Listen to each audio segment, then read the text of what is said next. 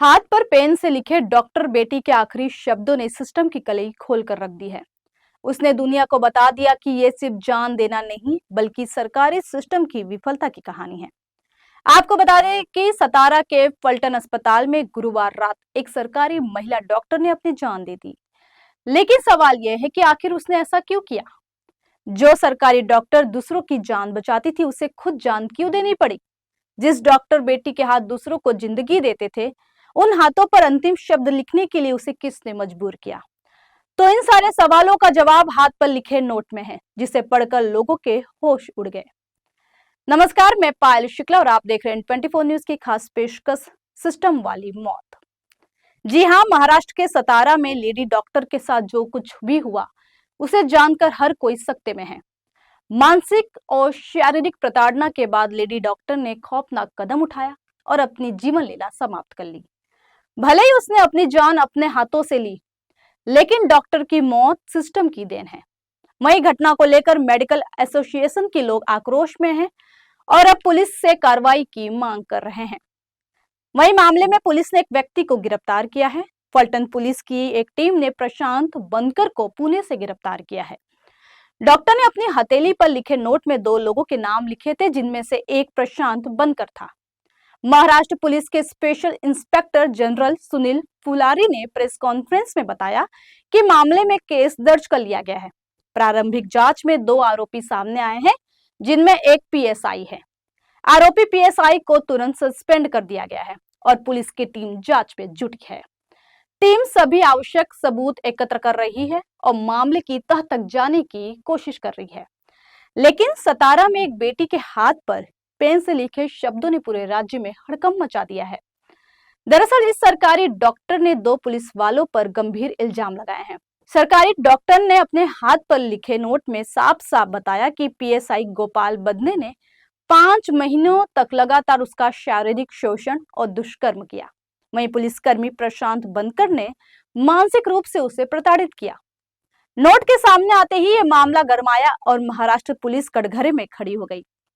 Doctor बेटी के परिवार के दावे के मुताबिक उसने फलटन के डिप्टी एसपी और स्वास्थ्य विभाग के अफसरों को चिट्ठी लिखकर पुलिस अधिकारियों पर परेशान करने का आरोप लगाया था।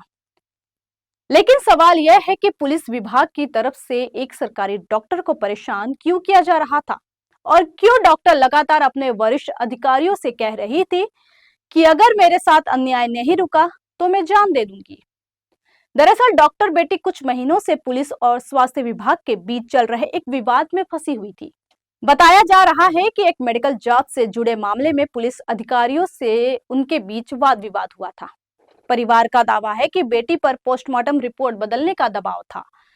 दरअसल डॉक्टर ने लिखा है कि पुलिस मामलों में आरोपियों के फर्जी फिटनेस सर्टिफिकेट जारी करने के लिए उस पर दबाव डाला गया और इनकार करने पर उसे परेशान किया गया।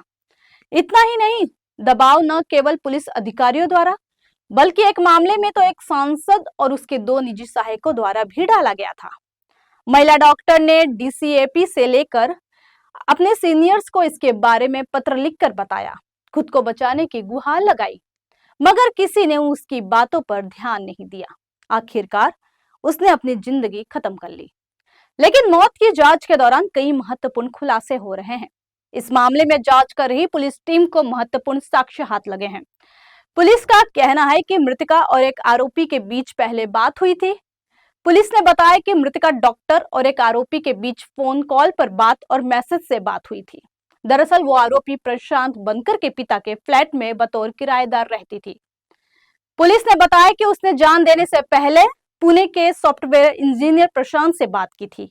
वहीं डॉक्टर के साथ काम करने वाले कर्मचारियों का भी कहना है कि जान देने से पहले सरकारी डॉक्टर तनाव में थी।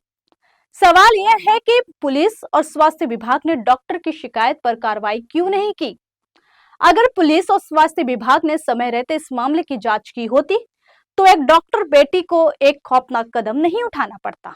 लेकिन अफसोस, किसी के कान पर जू तक नहीं रहेगा। बहरहाल इस घटना के बाद अब डॉक्टरों ने भी मोर्चा खोल दिया है। मुंबई के केईएम अस्पताल के डॉक्टरों ने आरोपियों के खिलाफ कार्रवाई की मांग की है।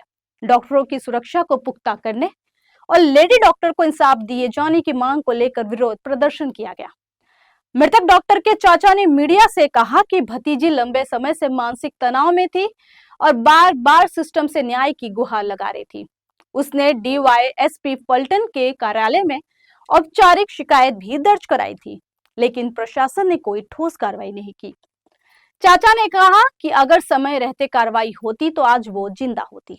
इस मामले में सातारा के एडिशनल एसपी ने कहा कि अगर डॉक्टर की शिकायत पर समय रहते कार्रवाई होती या वो अपने ऊपर हो रहे अत्याचारों के बारे में किसी को बताती तो शायद उसकी जान बचाई जा सकती थी। उन्होंने बताया कि एक विकृत मानसिकता वाला पुरुष हमेशा किसी महिला पर अत्याचार करने की कोशिश करता है और यह हर माता पिता के लिए चिंताजनक है। वहीं एनसीपी नेता धनंजय मुंडे, शिवसेना यूबीटी नेता अंबादास दानवे के अलावा सोशल मीडिया यूजर्स और महिला डॉक्टर संगठन इस मामले में सीबीआई या स्वतंत्र एजेंसी से जांच की मांग कर रहे हैं। डॉक्टर संगठनों ने कहा कि ये केवल एक मौत नहीं बल्कि सिस्टम की विफलता है। एक महिला जो रोज दूसरों की जान बचाती थी, वो न्याय की उम्मीद में खुद हार गई। फिलहाल इस पेशकश में इतना ही। बाकी की ताजा तरीन खबरों के लिए बने रहिए 24 न्यूज के साथ। तब तक के लिए मुझे दीजिए इजाजत। नमस्कार।